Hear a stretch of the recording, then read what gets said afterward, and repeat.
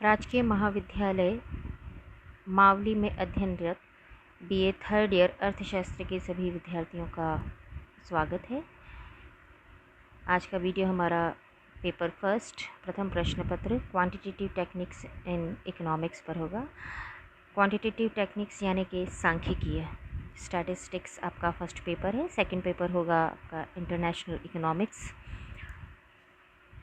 Quantitative techniques यानी कि मात्रात्मक रूप में अर्थशास्त्र में किस प्रकार से हम आंकड़ों का संग्रह करते हैं, न्यूमेरिकल इन्फॉर्मेशन देते हैं। इस न्यूमेरिकल इन्फॉर्मेशन को कैसे फ्रेम किया जाता है, किस तरह से कलेक्ट किया जाता है, क्या मेथड्स हैं, इनके बारे में हम स्टडी करेंगे। इस पेपर में आपकी 5 यूनिट्स होंगी। पहली यूनिट स्टैटिस्टिक्स यानी सांख्यिकी की क्या परिभाषा है, क्या महत्व है, क्या सीमाएं हैं। इसी प्रकार से प्राथमिक डेटा या प्राथमिक आंकड़ा समंक। बच्चों, डेटा या समंक एक ही बात है। हम जिसे डेटा बोल रहे हैं उसे हिंदी में समंक या आंकड़े भी कहा जाता है। शायद आप आंकड़ों से ज़्यादा फेमिलियर हैं। तो प्राइमरी डाटा यानी प्राथमिक समंक और दूसरा होगा सेकेंडरी डाटा यानी कि द्वितीयक समंक। इसके साथ ही हम पढ़ेंगे methods of collecting primary data यानी प्राथमिक समंकों को एकत्र करने की विधि क्या है। साथ ही सेकेंडरी डेटा को किस प्रकार से कलेक्ट किया जाता है। दोनों प्रकार के डेटा का कलेक्शन मेथड हम पढ़ेंगे। आगे हम इसी यूनिट में पढ़ेंगे डेटा का टेबुलेशन और क्लासिफिकेशन यानी जो समंक हमने इकट्ठे किए हैं उसका वर्गीकरण कैसे किया जाए और उसका सारणीयन, टेबुलेशन का क्या मीनिंग होगा, सारणीयन कैसे किया जाए। इसी तरह से डाटा को यानी समंकों को प्रदर्शित करने का और भी एक तरीका होता है चित्र और ग्राफ के द्वारा। बच्चों, आपने कई बार अपनी बुक्स में केवल अर्थशास्त्र की बुक्स ही नहीं, इकोनॉमिक्स की बुक्स ही नहीं, आपने पहले भी कई किताबें पढ़ी होंगी, न्यूज़पेपर पढ़ते होंगे या टीवी पर भी अगर आप न्यूज़ देखते हैं या आप कई बार एडवर्टाइजमेंट भी देखते हैं तो वहाँ आपको इन्फॉर्मेशन न्यूमेरिकल दी जाती है।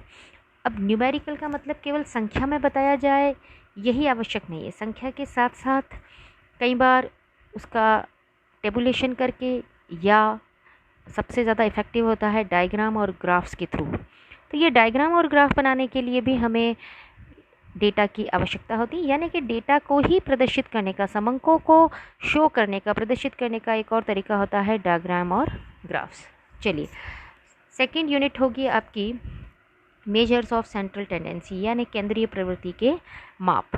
केंद्रीय प्रवृत्ति के माप किस प्रकार से होंगे आपको ध्यान होगा, पहले भी आपने पढ़ा होगा। मीन, मोड, मीडियन, माध्य, मध्य का बहुलक, geometric mean and harmonic mean, हरात्मक माध्य और ज्यामितीय माध्य। इसी के साथ हम पढ़ेंगे मेजर्स ऑफ डिस्पर्जन, अपकिरण, जिनमें कि आपको पढ़ना है range, mean deviation, standard deviation, coefficient of variation, quartile deviation and skewness. यानी कि अपकिरण के जो माप होंगे उसमें आपको विस्तार, माध्य विचलन, प्रमाप विचलन, विचरण गुणांक, चतुर्थक विचलन और विषमक पढ़ना है। यूनिट थर्ड भी स्टैटिस्टिकल मेथड से ही रिलेटेड है कि जब हम डाटा कलेक्ट कर लेते हैं तो या तो सेंट्रल टेंडेंसी से एनालिसिस किया जाता है या फिर डिस्पर्जन से। उससे आगे का प्रोसेस होता है जो हम यूनिट थर्ड में पढ़ेंगे, कोरिलेशन, सहसंबंध। दो चरों में जैसे कीमत और मांग के संबंध को, कीमत और पूर्ति के संबंध को, मांग और पूर्ति के संबंध को, इसी प्रकार से मानसून में कितनी बारिश हुई है और उत्पादन कितना हुआ है उसके सहसंबंध को। कई प्रकार के सहसंबंध हम जान सकते हैं। तो सहसंबंध का हम अर्थ पढ़ेंगे, कारण और सहसंबंध किस प्रकार का है, जिसमें कि आपको कार्ल पियर्सन का सहसंबंध गुणांक पढ़ना है और स्पियर्समैन का रैंक कोरिलेशन, जिसे आप कोटि सहसंबंध भी कहेंगे। इसके साथ साथ कोरिलेशन के साथ ही आपको सिंपल रिग्रेशन एनालिसिस भी पढ़ना है, जिसमें कि सिंपल लीनियर रिग्रेशन होगा। लीनियर रिग्रेशन में आपको lines of regression, estimation of regression, coefficient and regression lines. Regression से तात्पर्य है प्रतिगमन। रिग्रेशन का एस्टिमेट कैसे किया जाए, प्रतिगमन गुणांक कैसे निकाला जाए और रिग्रेशन लाइंस कैसे ड्रॉ की जाती हैं उसके बारे में आपको पढ़ाया जाएगा। यूनिट फोर्थ होगी आपकी टाइम सीरीज़ एनालिसिस से। बच्चों, कई आंकड़े हमें टाइम के अकॉर्डिंग मिलते हैं, जैसे सेंसस है तो प्रत्येक 10 वर्ष के अंतराल में ये जो सेंसस है ये पब्लिश होता है, हमारे यहाँ जनगणना होती है। आपको मालूम होगा आपके घर भी, आपके द्वार भी कई बार इंफॉर्मेशन कलेक्शन के लिए लोग आते हैं। ये टाइम सीरीज़ एनालिसिस यानी सन 1961 की जनगणना, 71 की जनगणना, 1981 की जनगणना, 1991 की जनगणना, 2001 की जनगणना, 2011 की जनगणना, और अब कौन सी जनगणना होने वाली है 2021 की। तो ये जो टाइम सीरीज़ एनालिसिस है, ये जो डेटा कलेक्शन होगा ये किसके अकॉर्डिंग है, टाइम के अकॉर्डिंग।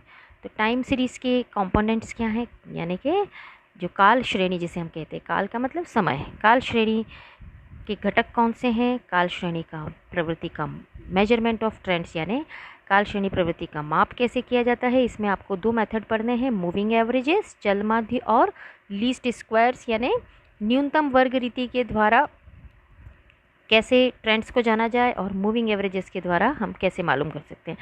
इसी यूनिट का एक और मेजर पार्ट होगा इंडेक्स नंबर, सूचकांक। बच्चों ये आप कई बार न्यूज़पेपर और अगर आप बिज़नेस चैनल से देखते हैं तो वहाँ भी हमें कई बार इंडेक्स देखने को मिलते हैं। ये इंडेक्स नंबर्स जिन्हें आप सूचकांक के नाम से जाने जाते हैं, इसका क्या इम्पोर्टेंस है, इंडेक्स नंबर कितने प्रकार के होते हैं, इन्हें कंस्ट्रक्ट कैसे किया जाता है यानी सूचकांक बनाए कैसे जाते हैं, तैयार कैसे किया जाते हैं। इनमें आपको 2 मेथड पढ़ने हैं, सिंपल प्राइस रिलेटिव मेथड्स यानी कि सरल कीमत सापेक्ष विधि, और दूसरा होगा एग्रीगेटिव मेथड यानी सामूहिक विधि। आखिरी यूनिट 5 होगी आपकी sampling and types of sampling से। सैम्पलिंग का मतलब होता है प्रतिचयन, यानी कि किस प्रकार से हम समग्र में से कुछ सैम्पल्स का चयन करें। इसके लिए आपके साथ पढ़ना है इंटरपोलेशन, इसमें Newton, binomial, Lagrangian method, statistical system in India. हमारे यहाँ आंकड़े एकत्रित करने का काम मुख्य रूप से कौन करता है, NSSO। NSSO क्या होता है, नेशनल सैम्पल सर्वे ऑर्गेनाइजेशन, और दूसरा है CSO, सेंट्रल स्टैटिस्टिकल ऑर्गेनाइजेशन। तो ये था बच्चों आपका क्वांटिटेटिव टेक्निक्स का सिलेबस। आपसे सिलेबस ग्रुप पर शेयर कर लिया जाएगा। चलिए तो हम सांख्यिकी की बात शुरू करें। तो अब आप जान चुके होंगे कि हम अपनी रोज़मर्रा की ज़िंदगी में किस प्रकार से आंकड़ों से रूबरू होते हैं। कई बार हमारे पास जो इन्फॉर्मेशन आती है वो बिल्कुल रॉ इन्फॉर्मेशन होती है, नंबर्स में होती है, और कई बार हमें ये ज़्यादा अट्रैक्टिव और ज़्यादा समझने योग्य बनाने के लिए इसे ग्राफ्स या डायग्राम्स के थ्रू भी बताया जाता है। पेपर बहुत इंटरेस्टिंग है, आप के लिए ये रुचिकर होगा। सांख्यिकी एक गणित की शाखा है बच्चों, गणित से डरना नहीं है। इसमें आंकड़ों का संग्रहण, प्रदर्शन, वर्गीकरण और उसके गुणों का आकलन का अध्ययन किया जाता है। ये गणितीय विज्ञान है। इसमें हम संबंधित आंकड़ों का संग्रहण, विश्लेषण, व्याख्या या स्पष्टीकरण और प्रस्तुतिकरण करते हैं। हम चाहे पॉलिटिकल इन्फॉर्मेशन देख लें, सोशल इन्फॉर्मेशन देख लें, या आप एडवर्टाइजमेंट भी देखें तो आपको टीवी पर या मैगजीन्स में, या आपकी जो पढ़ने की बुक्स हैं, जो सिलेबस की बुक्स हैं, आपने इंडियन इकोनॉमी में भी कई बार पढ़ा होगा, मोस्ट ऑफ द इन्फॉर्मेशन किस में मिलती हैं, नंबर्स में। नंबर्स यानी डेटा में। ये मालूम होना चाहिए आपको कि डेटा में प्रेजेंट करने से जो भी सूचना है उसकी ऑथेंसिटी बढ़ जाती है, उसका इफ़ेक्ट बढ़ जाता है।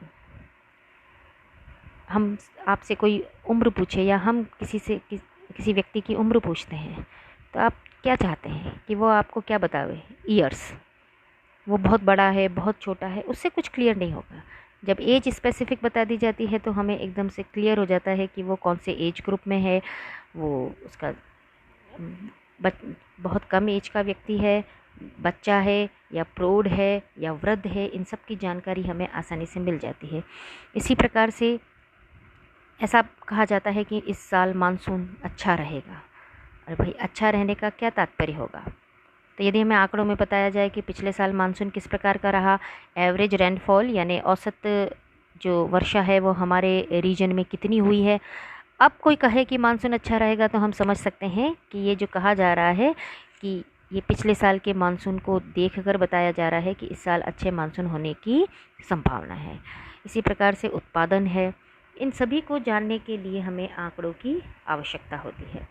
सांख्यिकी का मूल उद्देश्य अनुसंधान कार्य की विभिन्न समस्याओं का अध्ययन, उनके कारण एवं परिणामों का विश्लेषण करना है। सांख्यिकी रीतियों के द्वारा ही हम किसी समस्या से संबंधित संबंधों को एकत्रित करके उनकी वर्तमान परिस्थितियों से सापेक्षिक तुलना की जाती है। आज सांख्यिकी का महत्व इतना बढ़ चुका है कि यह मानव जीवन के प्रत्येक पहलू को प्रभावित करता है। अब यदि हम देखें कि स्टैटिस्टिक्स में हमें काम कहाँ से शुरू करना होता है, तो सर्वप्रथम हम बात करें तो समंकों का संग्रहण किया जाता है, यानी कलेक्शन ऑफ डेटा। सबसे पहले एक स्पष्ट योजना बनाकर प्राथमिक या द्वितीयक, प्राथमिक यानी प्राइमरी या द्वितीयक यानी सेकेंडरी के डेटा भी हम कलेक्ट कर सकते हैं और फिर उन डेटा की शुद्धता की जांच की जाती है। इसे हम कहते हैं कलेक्शन ऑफ डेटा। यानी कि पहले हमें ये डिसाइड करना होगा कि हमें डेटा किस प्रकार का चाहिए, प्राथमिक चाहिए या द्वितीयक चाहिए, यानी कि प्राइमरी डेटा चाहिए या हम सेकेंडरी डेटा से ही अपना काम कर लेंगे। चाहे सेकेंडरी चाहिए तब भी उसके कलेक्शन की आवश्यकता होती है और प्राइमरी चाहिए तो ये कलेक्शन काफ़ी विस्तृत हो सकता है। दूसरा हमारा स्टेप होगा विश्लेषण, एनालिसिस। कि डेटा तो आ गया हमारे पास, अब हम किस पर बात करें कि इसका किया जाए, इसका एनालिसिस कैसे करें। यानी कि अब जब हमारे पास डेटा आ चुका है तो सबसे पहले हम उसका क्लासिफिकेशन करें, कुछ ग्रुपिंग करें जो सेम फीचर्स के हैं, जो कॉमन फीचर्स के हैं उन्हें, जैसे मेल और फीमेल, लिटरेट और इलिटरेट, इनकम ग्रुप, कई प्रकार से हम इसे क्लासीफाई कर सकते हैं और साथ ही उसको प्रेजेंट कर सकते हैं। फिर आता है इसी के साथ कि जब हमने क्लासिफिकेशन कर लिया है तो उसके बाद हम उस डेटा की जो सेंट्रल टेंडेंसी है यानी केंद्रीय प्रवृत्ति के को ज्ञात करते हैं। हो सकता है इसे हम मीन से करें, मीडियन से करें, मोड से करें। ये आंकड़ों की प्रकृति पर निर्भर करेगा हम किस उद्देश्य से कर रहे हैं। जब हम फैशन की बात करते हैं कि किस प्रकार का ट्रेंड चल रहा है तो मोड को भी यूज़ किया जाता है। इसी प्रकार से यदि हमें एक्यूरेसी ज़्यादा चाहिए तो हम मीन का प्रयोग करें।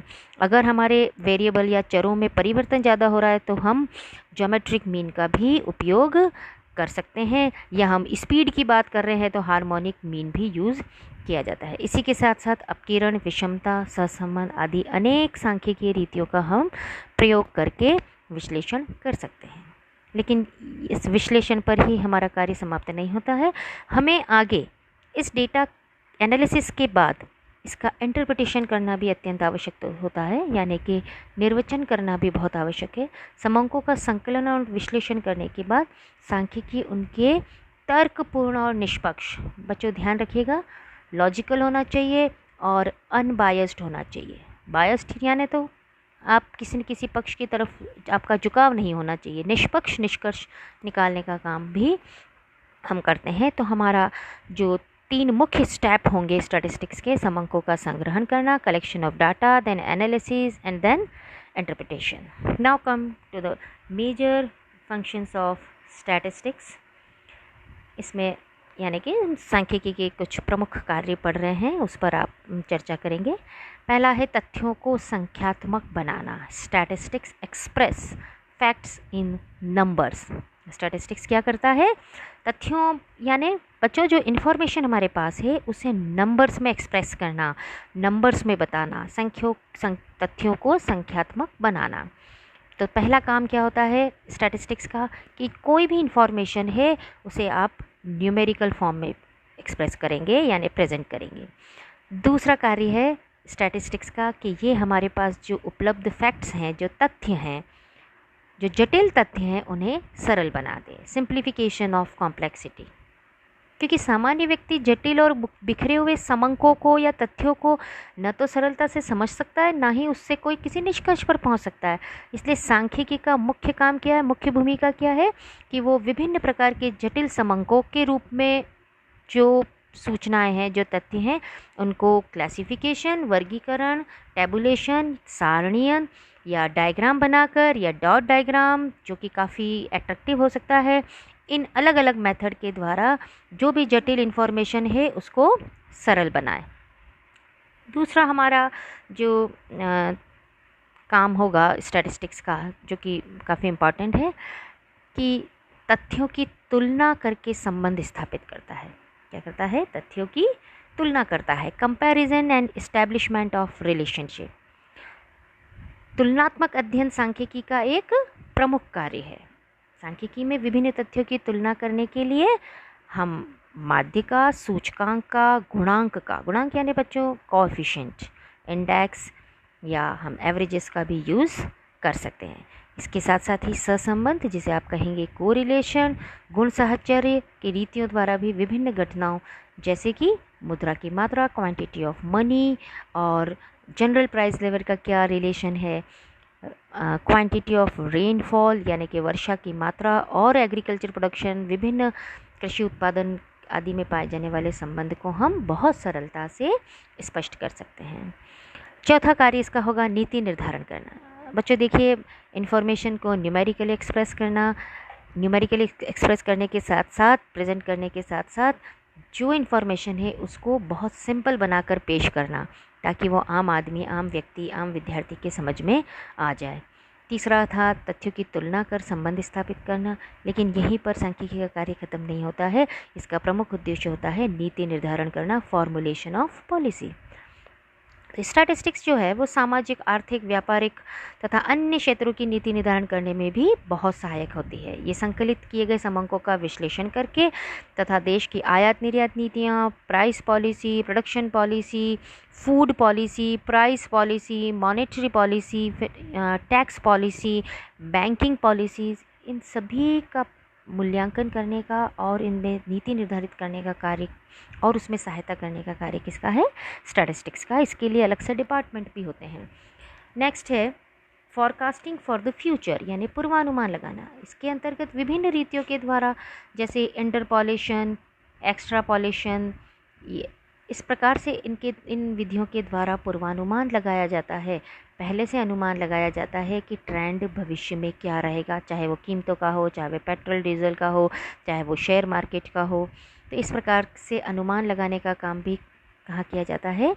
सांख्यिकी के द्वारा किया जाता है। एक और इम्पॉर्टेंट फंक्शन जो स्टैटिस्टिक्स का है, परिकल्पना एवं उनकी जांच में सहायक, helps in formulating and testing hypothesis, यानी कि हम जो परिकल्पना करके चलते हैं। जैसे मेडिकल साइंस में भी कई बार स्टैटिस्टिक्स का यूज़ होता है। जैसे अमुक दवा है या अमुक वैक्सीन है जो कि इफ़ेक्टिव होगी या नहीं होगी, तो कई बार जो माइस हैं या एनिमल्स पर उसको टेस्टिंग किया जाता है, फिर इसका इफ़ेक्ट देखा जाता है। इसी प्रकार से प्लांट्स की जो डिफरेंट हर्ब्स हैं या शर्ब्स हैं, उनके क्या इफ़ेक्ट होने वाले हैं। यहाँ इकोनॉमिक्स में हम देखें कि आरबीआई अगर ब्याज दरों में किसी प्रकार की, जैसे आपने सुना होगा, रेपो रेट या रिवर्स रेपो रेट या बैंक रेट्स या कॉल रेट्स में कमी करता है, तो हमारे जो मार्केट में लिक्विडिटी है, जो पूंजी तरलता है, या जो मार्केट में जो क्रेडिट सिस्टम है, उस पर क्या इफ़ेक्ट होगा। इस प्रकार की हाइपोथेसिस को टेस्टिंग करने का काम भी किस में किया जाता है? सांख्यिकी के माध्यम से हम कर सकते हैं। धन्यवाद।